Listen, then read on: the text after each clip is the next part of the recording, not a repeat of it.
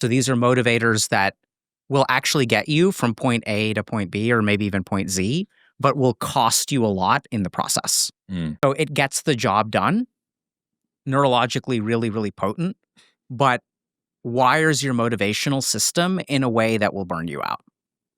Why? Why does it burn you out? Yes.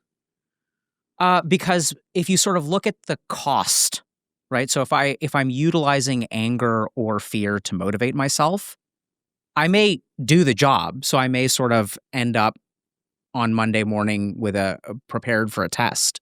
But if you look at the effect on my physiology, it's drastic. My cortisol levels are through the roof. My adrenaline levels are through the roof.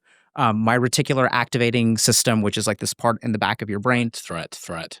Yeah. And also wakefulness. Like we're in danger. We don't get a good night's sleep. We don't want a good night's sleep. We need to be able to wake up very, very easily. Mm. So I think when people utilize toxic fuel, it tends to run them ragged. I think also they tend to be very unhappy. So here's the other problem. So if I am motivated by fear to get an A on a test, I bounce between terrified and relief, right? I'm moving from negative 100 back to 0. Now the test is over. Phew. I feel relief. I feel a loss of the pressure, but I don't feel grateful. I don't feel happy. I don't feel content. In fact, the first thing that'll happen is thank God I have a break. When the next test rolls around, I'm going to have to do this all over again. Yep. What's a healthier way to look at this?